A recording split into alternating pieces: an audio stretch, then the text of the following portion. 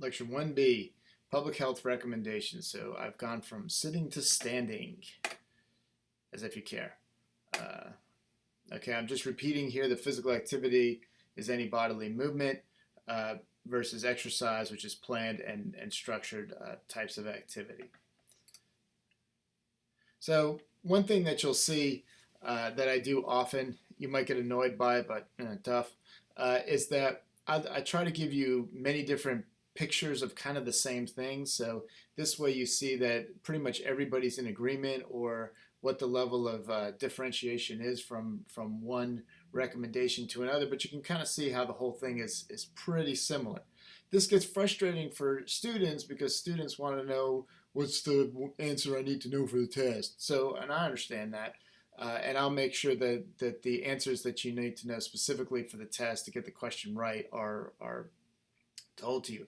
But what you also need to see is that oftentimes what you get are recommendations that vary somewhat from one group to another. The main theme and the thought is pretty consistent. There's not major disagreement. In exercise, probably two of the bigger organizations are the National Strength and Conditioning Association and the American College of Sports Medicine. Generally, those two organizations, what we say, what one organization says or the other, there's pretty much agreement most of the time. A lot of times, if there's disagreement, it's not really a disagreement as much as a nuanced. They're talking about a different population, an athletic population versus a general population. So kind of keep that in mind. I mentioned that as kind of a theme. The first thing is the physical activity recommendations for children. One of the upcoming slides will also have the activity pyramid, and you should see that most of the information is pretty consistent. So for aerobic exercise, we want children to get at least 60 minutes a day of moderate to vigorous intensity activity.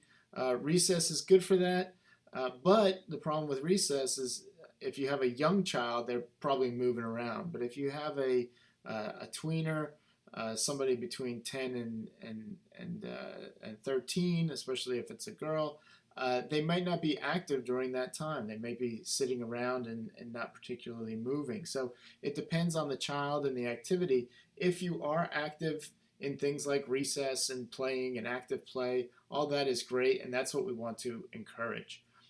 3 days a week or 3 days a week of vigorous intensity activity, that's good too. Muscular strength exercises. One of the upcoming slides will show this a little bit better, what the activities are that are associated with that. And mainly, we want children to do body weight based activities. Part of that will depend on where they are from a neuromotor perspective. Are they more advanced? Are they able to move properly?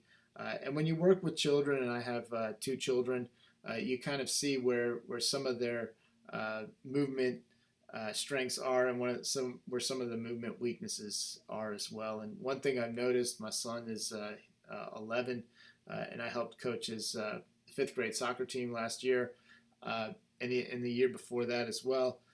You notice with the children, their lateral movement, their movement side to side is quite poor. And the one kid that can move side to side is like the star because he can move around, or she, around the other children and score on a pretty regular basis. But that's a big problem or a big deficit of them not being able to move laterally from side to side. So as these children develop, you will see them making adjustments and improving. But you don't necessarily want them to do strength training with weights. If they do, that's fine, but the main key component is that they learn proper form more than anything else. So the weight is kind of secondary as opposed to learning how to lift the weight properly.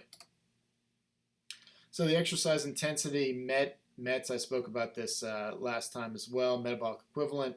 1 MET is the energy cost at rest, 3.5 mLs per kg per minute. Exercise intensities, light is less than 3 METs, and it's hard to do that light activity. It's usually just kind of meandering around, moving slowly, standing around, standing in line, those types of things. Me standing and giving this lecture would be considered light activity. Moderate activity is 3 to 6 METs. Generally, most of your walking would be considered moderate activity. Vigorous activity is greater than 6 METs. And I harp on this MET thing a lot because greater than 6 METs, do you have any clue what activity corresponds to 6 METs? And my guess would be no. And if I talk to most professionals, even most fitness professionals out there, they have no clue what the heck 6 METs and what level of activity is 6 METs. Generally, as a general rule of thumb, the speed that you're walking at is flat is pretty similar to the MET level that it's going to be. It's not perfect, but it's pretty similar. Any kind of running is going to be vigorous activity. So even running at 4 miles an hour is going to be vigorous. It's about 7 METs. Running at 5 miles an hour is 8.5 METs, and running at 6 miles an hour, which isn't particularly fast, is 10 METs. So, and you get into looking at it from an absolute perspective, so a pure number. METs would be an absolute perspective versus a relative perspective. So how does that feel for you? If you have an elite runner running at 6 miles an hour, they're going to feel like that's light activity. Or not so much light, but moderate activity. Something easy and easy to maintain. When you look at the general population, probably many of you, probably maybe most of you, running at 6 miles an hour, you would look at that activity as vigorous.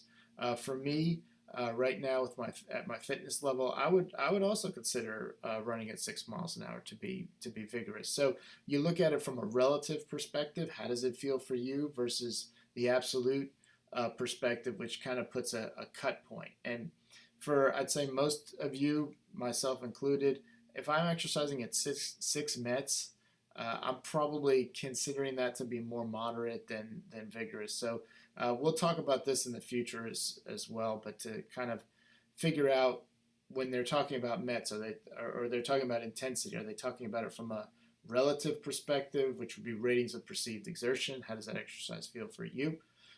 Versus are they talking about it from an absolute perspective, which would be is it above or below a certain MET threshold?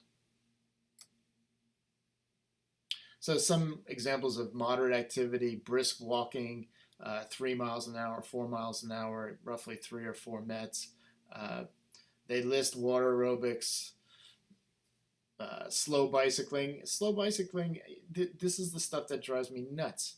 Because slow bicycling, up a big hill? Then that's probably more so vigorous. Slow bicycling on the Riverwalk, then that's definitely moderate. So you have to use some common sense and thought to go with it. Ballroom dancing, again, are you just doing that for fun? And learning, or are you some elite level ballroom dancer? I mean, you see things like Dancing with the Stars and things like that. I mean, they're definitely doing vigorous types of activities. So you can't just pigeonhole a certain activity into a certain intensity range. It kind of depends on who's doing it, and what's their skill level, and things like that. So kind of keep that in mind as well. Same thing with gardening. I'll go outside and I'll garden. What am I doing? Well, I'll be pulling up brush, I'll be chopping wood, I'll be sawing up wood with a chainsaw. Those types of gardening are going to be more on the vigorous end of things. If I'm pulling weeds, though it's tedious, it's going to be more on the moderate end of things. So you got to kind of, again, use a little bit of thought process to kind of put these activities into the proper perspective.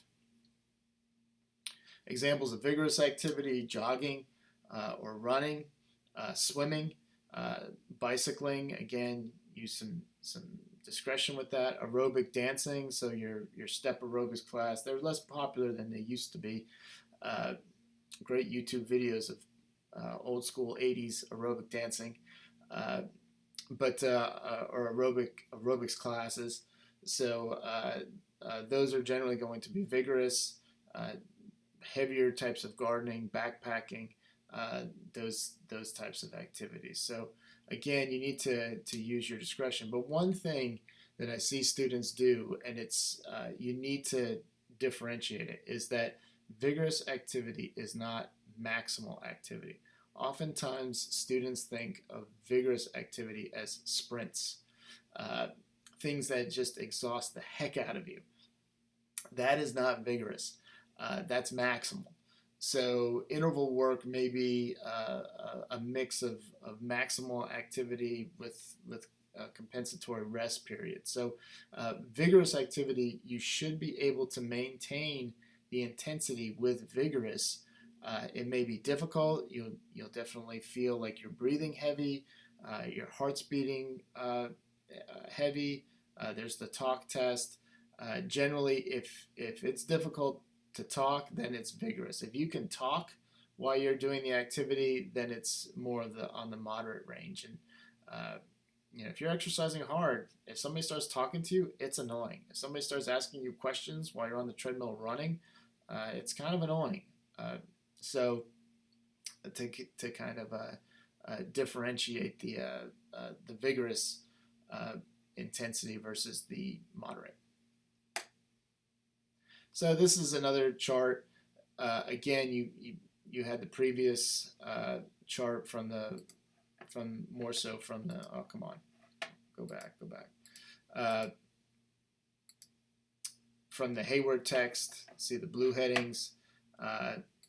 You have this chart from the ACSM, oh, come on, from the ACSM book.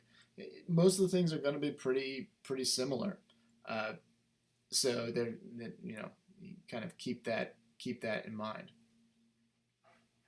But it gives you an idea. And I love this, like basketball. I remember watching college students playing basketball, pickup basketball, and man, they were sweating and running like crazy. Whereas if you see a bunch of middle-aged men playing basketball at a church league or rec league, they're walking up and down the court. They're not really doing nearly as much movement. So kind of keep that in mind. Who's doing it? How are they doing it? Things like that. So the ACSM primary physical activity recommendations. We'll expand on this. There's the ACSM position stand. We'll go through that. That will be in future lectures. But not on this first test, but on the second test. So this is the basic recommendation: 30 minutes, 5 days a week, 20 minutes, 3 days a week, and I like to go off that MET minute value. I like that better. And what you're going to see in other charts, and usually we typically go by this, is 150 minutes of moderate and 75 minutes of vigorous activity a week. So it's a discrepancy, and I know it's frustrating for you. It's frustrating for me because based on what we have here, it looks like 60 minutes a week would be sufficient. And really, what we want is people to do more of the 75-minute activity range. If you combine moderate and vigorous, that's fine. If you do 10-minute bouts, that's fine as well. You should do muscular strengthening, muscular endurance types of activities. So if you go lift weights, that's fine. If you do body weight types of activities, fine as well. It's not like you have to do one or the other.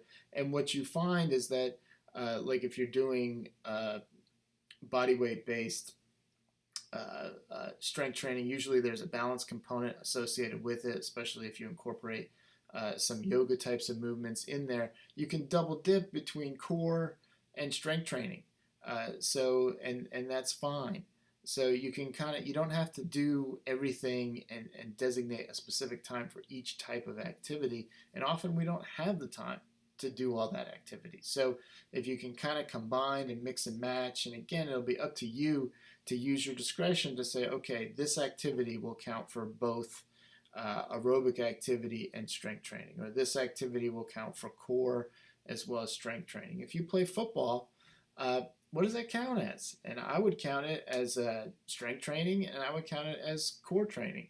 And you really have to look at what the position is. If you're a lineman, then it's definitely a level of core training and strength training when you're when you're doing each of the plays. However, it does not have that big of an aerobic component. So theoretically, if you had a lineman, you just want to make sure that they're also getting a fair amount of aerobic activity as well.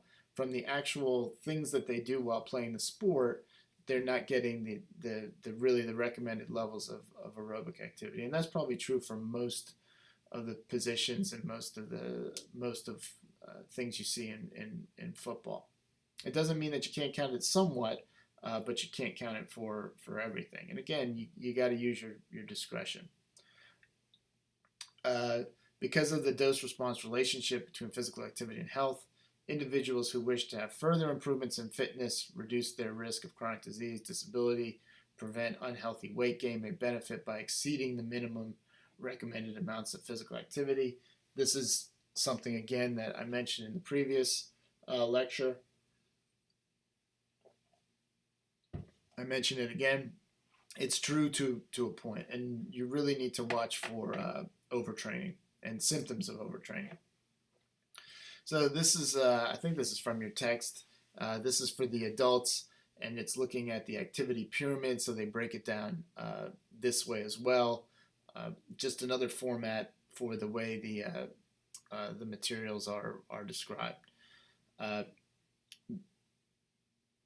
Because of the way that it's presented here and in the other section, we'll go off from the aerobic exercise perspective. We'll go off of this 30 minutes, 5 days a week, 20 minutes, 3 days a week.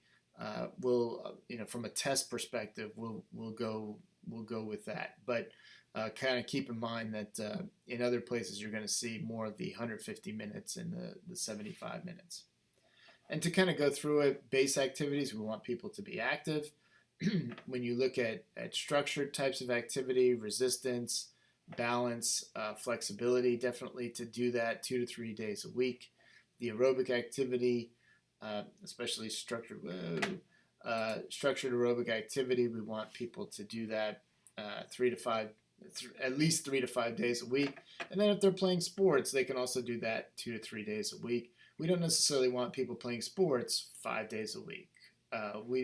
We don't necessarily want people to be doing resistance exercise, 5 days a week. Generally, again, I'm going to go by this. This is the recommendations for the general population. So you might do more, and that's fine. But typically what you'll see in most of the documents when you look at the higher end individuals, they'll say to not exercise each muscle group more than twice a week. So that's pretty consistent. Now, most of the people that do high levels of strength training will split their sessions. They'll do chest and bis one day, shoulders and lats, and tries. I don't know if anybody really does that, but shoulders and tries another day. They'll do legs another day. So they're kind of splitting up the muscle groups that they're using. One thing I'll just mention right now, and it'll be repeated in the future, is if you do that, you want to make sure that you're giving the muscles that support the joint structure rest as well. So back in my day, made a lot of mistakes in my day, but back in my day, what I would do is I would do, let's say, chest and shoulders and tries on Monday. You always got to do chest on Monday. You got the rest, you do the best. For whatever reason, chest was always the most important. It still is the most important. I don't get it, but whatever. And then I would do biceps and lats on Tuesday. The problem is that I wasn't necessarily giving the muscles that support my shoulder rest. And those muscles that support my shoulder are getting worked on both days. So you want to make sure that the muscles that are supporting the joint structures are getting rest as well. So especially in the old school bodybuilding mentality, we didn't really think about those internal muscles because you really couldn't see them. But those muscles are just as important and need their rest just as much as the other muscles. So this just breaks it down into more of a graph. And here you see the 150 minutes and 75 minutes. Again, it may seem inconsistent, and I know it's a little bit annoying, but I mean, generally the theme and what we want is consistent. So you could look at this as well. It should be this pretty much the same as the previous slide. It's just another format.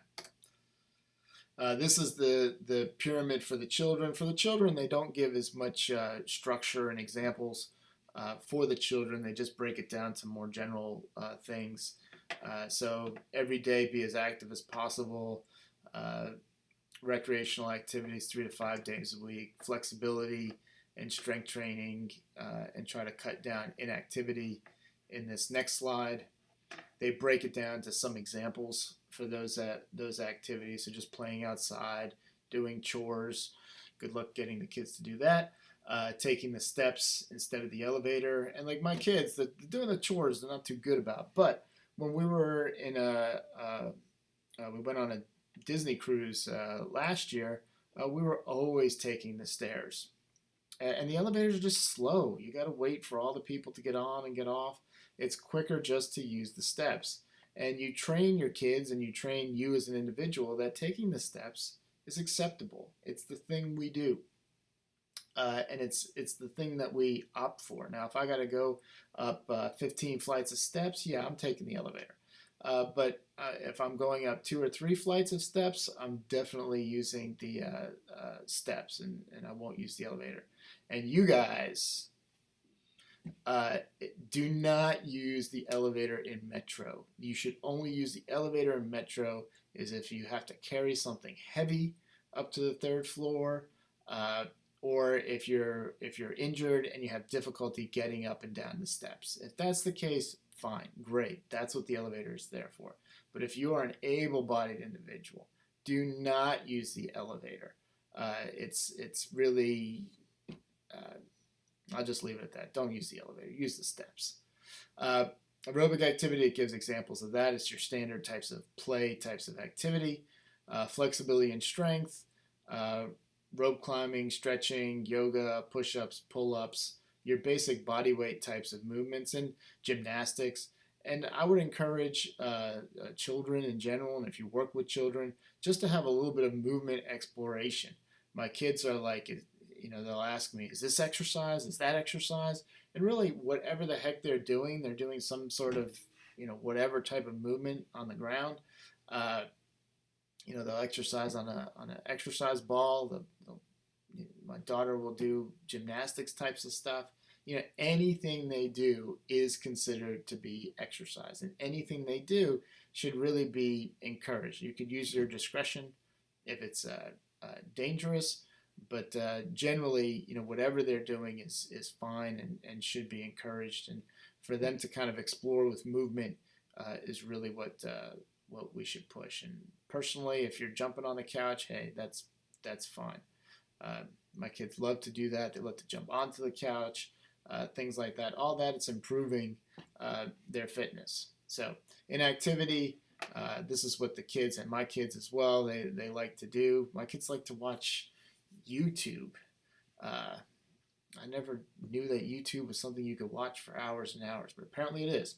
I grew up watching television, and watching things like Netflix, things that are in demand is more what us old timers do. But the children are especially I guess probably you guys too. They're doing different types of TV watching. Playing on the computer, sitting for too long, playing video games. All of that is fine, but you just don't want to do it for an excessive amount of time. And that's it.